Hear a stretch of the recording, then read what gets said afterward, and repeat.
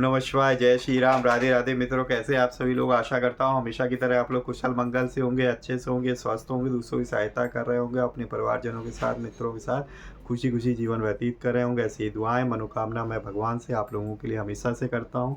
मैं अंकित आप सभी लोगों का आपके अपने चैनल में हार्दिक स्वागत करता हूँ, अभिनंदन करता हूँ। तो दोस्तों, सबसे पहले सभी लोगों को पद्मा एकादशी या परिवर्तनी एकादशी की बहुत बहुत शुभकामनाएं, जो कि कल 14 सितंबर को है, जो कि आज रात में 10:30 बजे से स्टार्ट होगी और कल लेट नाइट तक रहेगी। तो कल ही जो है पद्मा एकादशी या परिवर्तनी एकादशी को मनाया जाएगा। तो उसी उपलक्ष्य में सभी को बहुत बहुत हार्दिक शुभकामनाएं एडवांस में। दोस्तों, तो ये जो हमारे पास एकादशी है, ये भाद्रपद की शुक्ल पक्ष में पड़ती है। तो हर एक एकादशी का अपना एक महत्व है। तो जो इस क्रम में हम लोग जो है गीता प्रेस की पुस्तक एकादशी व्रत का महात्म, ठीक है, उस बुक से आपको हर एक एकादशी के महत्व के बारे में बताते हैं। तो चलिए आज हम लोग इस पद्मा एकादशी, जिसको हम परिवर्तनी एकादशी के नाम से भी जानते हैं, उसके महत्व को जानेंगे, समझेंगे। तो चलिए सर्वप्रथम हम गणेश जी का आह्वान करेंगे, देन स्टार्ट करेंगे। तो जय श्री गणेशाय नमः। वक्रतुंड महाकाय सूर्यकोटि समप्रभा निर्विघ्नं कुरु मे देव सर्वकार्येषु सर्वदा। जय श्री गणपति बप्पा मोरया। ओम नमो नारायणाय, ओम नमो भगवते वासुदेवाय। तो दोस्तों, ये पुस्तक है एकादशी व्रत का महात्म, जो गीता प्रेस गोरखपुर से प्रकाशित होती है। इसका जो कोड है 1162। तो इसमें से मैं आपको एकादशी व्रत का महात्म बताता हूँ। तो जो कल एकादशी है, उस दोस्तों का नाम है भाद्रपद शुक्ल पक्ष की पद्मा एकादशी का महत्व, प्रश्न संख्या 130। तो चलिए आप लोग भी भगवान का ध्यान लगाकर, मन लगाकर जो है सुनिए, मैं आपको सुनाता हूँ। भाद्रपद की शुक्ल पक्ष की पद्मा एकादशी का महात्म। युधिष्ठिर जी ने पूछा कि हे केशव, भाद्रपद के शुक्ल पक्ष में जो एकादशी होती है उसका क्या नाम है, कौन देवता है और कैसी विधि है, यह बताइए। भगवान श्री कृष्ण बोले कि हे राजन, इस समय मैं तुम्हें आश्चर्यजनक कथा सुनाता हूँ, जिसे ब्रह्मा जी ने महात्मा नारद से कहा था। नारद जी ने पूछा कि हे चतुर्मुख, आपको नमस्कार है। मैं भगवान विष्णु की आराधना के लिए आपके मुख से यह सुनना चाहता हूँ कि भाद्रपद मास के शुक्ल पक्ष में कौन कौन सी एकादशी होती हैं। ब्रह्मा जी ने कहा कि हे मुनि श्रेष्ठ, तुमने बहुत उत्तम बात पूछी है। क्यों ना हो वैष्णव जो ठहरे। भादों के शुक्ल पक्ष की एकादशी पद्मा के नाम से विख्यात है। इसको दोस्तों परिवर्तनी एकादशी के नाम से भी हम जानते हैं। उस दिन भगवान ऋषिकेश की पूजा होती है। यह उत्तम व्रत अवश्य करने योग्य है। सूर्यवंश में मानधाता नामक एक चक्रवर्ती सत्य प्रतिज्ञ और प्रतापी राजसी हो गए हैं। वे प्रजा का अपने औरस पुत्रों की भांति धर्म पूर्वक पालन किया करते थे। उनके राज्य में अकाल नहीं पड़ता था, मानसिक चिंताएं नहीं सताती थीं और व्याधियों का प्रकोप भी नहीं होता था। उनकी प्रजा निर्भय तथा धन्य दान से समर्थ थी। महाराजा के कोष में केवल न्यायोपार्जित धन का ही संग्रह था। उनके राज्य में समस्त वर्णों और राज्यों के लोग अपने अपने धर्म में लगे रहते थे।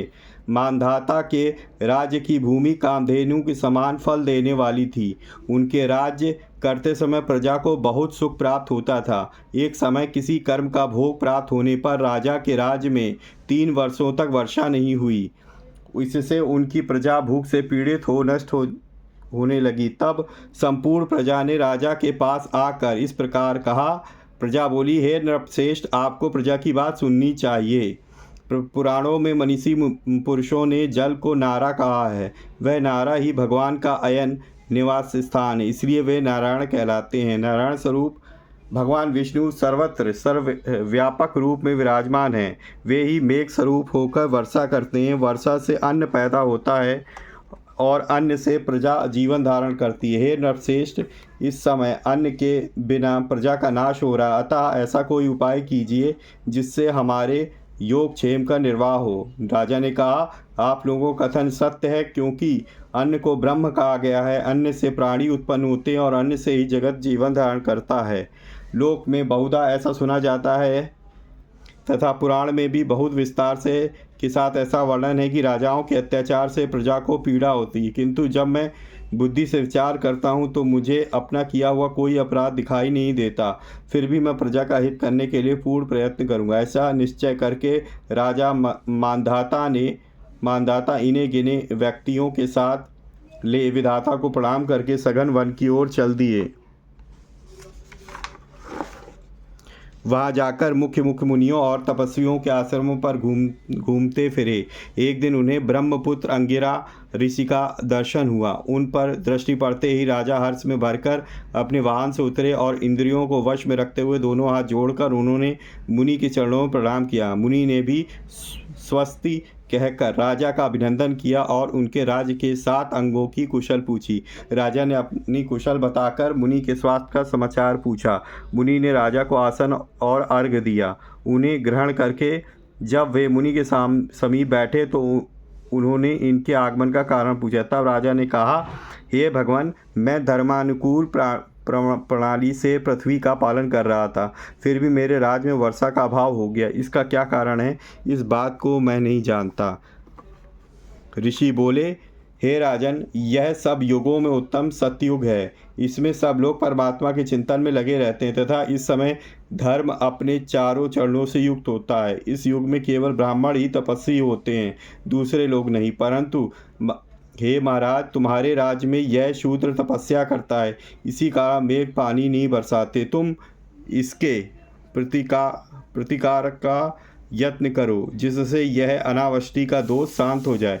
राजा ने कहा, हे मुनिवर, एक तो यह तपस्या में लगा है, दूसरा निरपराध है, अतः मैं इसका अनिष्ट नहीं करूँगा। आप उक्त दोष को शांत करने वाले किसी धर्म का उपदेश दीजिए। ऋषि बोले कि हे राजन, यदि ऐसी बात है तो एकादशी का व्रत करो। भाद्रपद मास के शुक्ल पक्ष में जो पद्मा के नाम से विख्यात एकादशी होती है, उसके व्रत के प्रभाव से निश्चय ही उत्तम वृष्टि होगी। हे नरेश, तुम अपनी प्रजा और परिजनों के साथ इसका व्रत करो। ऋषि का ऐसा वचन सुनकर राजा अपने घर लौट आए। उन्होंने चारों वर्णों की समस्ती प्रजाओं के साथ भादों के शुक्ल पक्ष की पद्मा एकादशी का व्रत किया। इस प्रकार व्रत करने पर मेघ पानी बरसाने लगे, पृथ्वी जल से आप्लावित हो गई और हरी भरी खेती से सुशोभित होने लगी। उस व्रत के प्रभाव से सभी लोग सुखी हो गए। भगवान श्री कृष्ण कहते हैं कि हे राजन, इस कारण इस उत्तम व्रत का अनुष्ठान अवश्य करना चाहिए। पद्मा एकादशी के दिन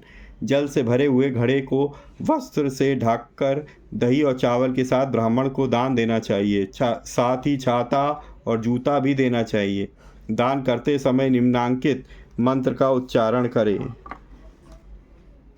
नमो नमस्ते गोविंद बुद्ध श्रवण संजक अघोघ संचयम कृत्वा सर्व सौख्य प्रदो भव भुक्ति मुक्ति प्रदश्चैव लोकानां सुखदायकः।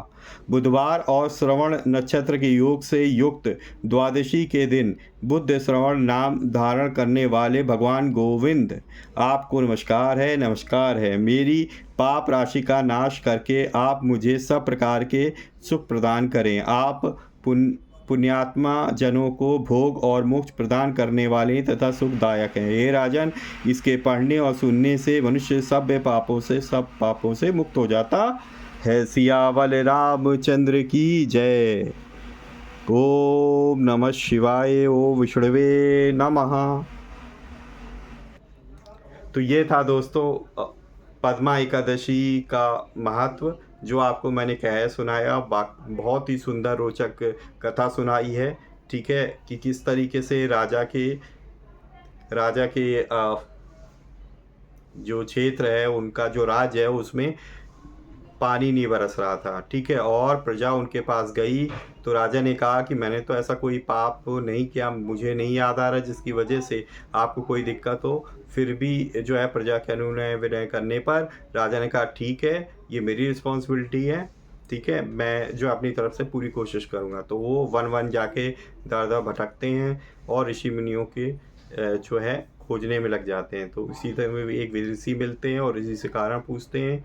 और देखिए कितना अच्छा है कि मतलब एक शूद्र अगर अब वहाँ पे कर रहा है तो उन्होंने कहा कि नहीं, मैं उसको जो है ना, एक तो तपस्या कर रहा है, मैं उसकी तपस्या को भंग नहीं कर सकता, कोई और उपाय था। तब उन्होंने कहा कि भाद्रपद की पद्मा एकादशी का व्रत कीजिए। तो व्रत करने के प्रभाव से, जबकि वो सतयुग था तब भी, तो उसमें मतलब ये चारों पैरों पे हमारे पास धर्म खड़ा था। तो ये था कि ब्राह्मण ही केवल तपस्या करते, तो उसमें ऐसा कुछ है। तो वही चीज़ है। तो इस व्रत के प्रभाव से फिर क्या हुआ कि पानी बरसात हो गई। ठीक है दोस्तों, तो इस तरीके से सभी लोग सुखी हो गए। तो इसीलिए कहा गया है, श्री कृष्ण ने कहा है, एकादशी व्रत करने का बहुत ही पुण्य फल मिलता है और सारी सुख आपको प्राप्त होते हैं। अगर ये वीडियो आपको अच्छी लगी होगी तो प्लीज़ जो है वीडियो को लाइक करें, अपने मित्रों परिजनों के साथ शेयर करें, ताकि वो भी इस तरीके की इन्फॉर्मेटिव वीडियो का आनंद ले सकें और कुछ इन्फॉर्मेशन को गेन कर सकें। ठीक है दोस्तों, तो इसी तरीके से भगवान की भक्ति करते रहिए, अपने परिवारजनों मित्रों के साथ खुशी खुशी जीवन व्यतीत कीजिए, और हाँ, किसी न किसी व्यक्ति की हेल्प करने की ज़रूर कोशिश करिए। मिलेंगे नेक्स्ट वीडियो में, तब तक के लिए जय श्री राम, राधे राधे मित्रों।